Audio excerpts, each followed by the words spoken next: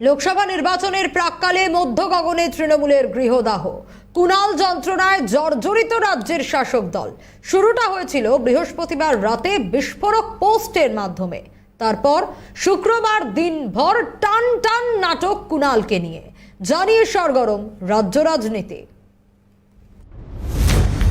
লোকসভা নির্বাচনের প্রাক্কালে মধ্য গগনে তৃণমূলের গৃহদাহ, কুণাল যন্ত্রণায় জর্জরিত রাজ্যের শাসক দল।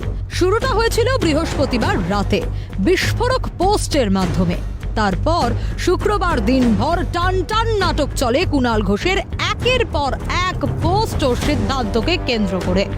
জানিয়ে দলের নেতারাই শকুনি মামার তকমাও দিয়ে দিয়েছেন কুণালকে। অনেকেই বলছেন প্রতিহিংসা স্পৃহা থেকেই এই কাজ করছেন কুণাল, কারণ বর্তমানে বিপদে আপদে দলের ব্যাটন কাঁধে নিয়ে লড়াই চালিয়ে গেলেও একসময় মমতা বন্দ্যোপাধ্যায়ের পুলিশের হাতেই গ্রেপ্তার হন কুণাল। সেই সময় তার একের পর এক বিস্ফোরক মন্তব্য এখনো রাজ্যবাসীর কানে বাজে।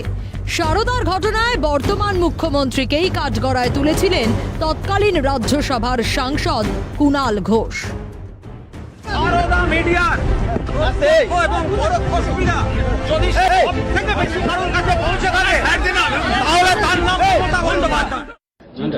দয়ায় যারা ক্ষমতা এসছে, মুখ্যমন্ত্রী 8 জন এমপি এবং 6 জন মিনিস্টার সরাসরি দোষী। তারা কি ওখানে আলোচনা?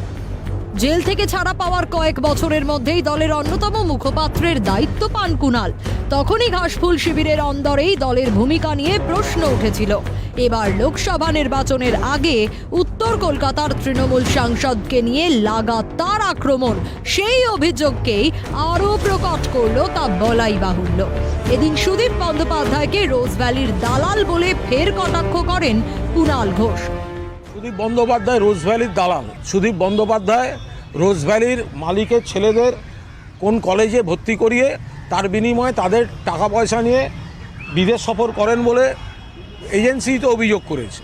তো সুতরাং তো রোজ ভ্যালির দালালকে রোজ ভ্যালির দালাল বলবো না তো কি বলবো? যদিও কুণাল ঘোষকে কেন্দ্র করে আড়াআড়ি বিভাজন স্পষ্ট হয়েছে শাসক দলের অন্তরে।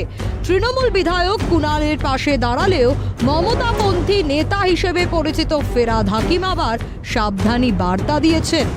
কুণাল আজ টুইট করেছে শুনলাম, তো ভয়ঙ্কর অভিযোগ, তো সাংঘাতিক অভিযোগ। এখন যখন সাংবাদিক কুণাল ঘোষ কথা বলেছে, তাহলে তো এই কথার তো উত্তর দিতে হবে। ও তো কোর্টেই যাবে বলেছে। দেখুন, এগুলো নিয়ে আমি কথা বলতে চাই না। বলতে গেলে আরেকটা বিস্ফোরণ হবে, আমি এসবের মধ্যে থাকতে চাই। কুণাল ইস্যুতে সরগরম রাজ্য রাজনীতি। তৃণমূল দলটাই লুঠেরাদের দল, কুণালের মন্তব্যে আরো স্পষ্ট হলো মন্তব্য বাম নেতা সুজন চক্রবর্তীর।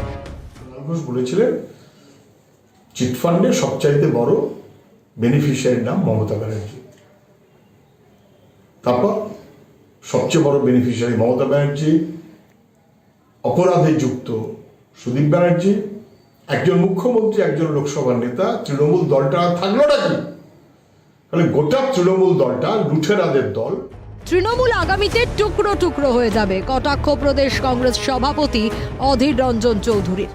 তৃণমূল দলের মধ্যে অন্তর্দ্বন্দ্বের যে দহন চলছে, তার থেকে যে বিভাজনের বাতাবরণ তৈরি হয়েছে, তৃণমূল দল যে আগামী দিনে টুকরো টুকরো হয়ে যাবে, আজকে তা স্পষ্ট হয়ে যাচ্ছে। সব মিলিয়ে কুণাল তাপে উত্তপ্ত তৃণমূল, মুখে কুলুপ শীর্ষ নেতৃত্বের। এই আবহেই সুদীপ বন্দ্যোপাধ্যায়ের রাজনৈতিক ভবিষ্যৎ নিয়েও উঠছে প্রশ্ন। ক্যালকাটা নিউজ।